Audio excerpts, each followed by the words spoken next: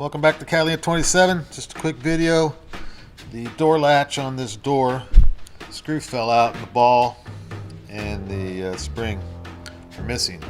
So I went to Ace, brought the old one with me, and found some latches. I lined up the screw holes. It's like, oh, perfect, that'll fit. I did not, however, take the male end with me.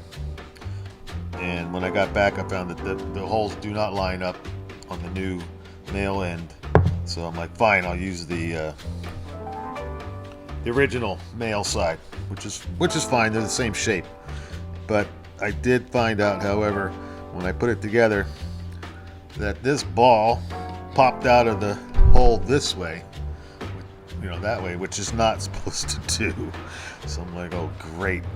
So I took the screw out, the screw and the spring, and I just gave it a little squeeze on the end there, put it back together, and it tried to push it through, and the ball is now secure. So I greased up the spring and the ball, which are not rust proof. They're just ferrous metal.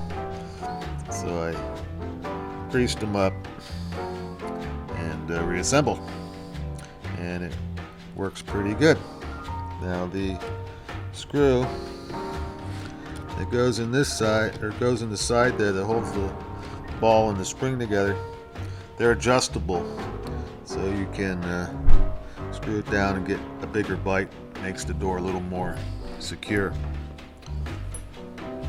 So I adjust them as needed. Yeah, so that's a little bit too loose for my taste.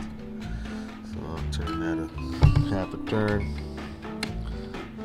half a turn. That one's nearly all the way down already. That's good enough. Thanks for watching. Like, comment, subscribe.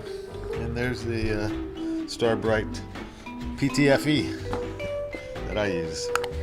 And yeah, right on.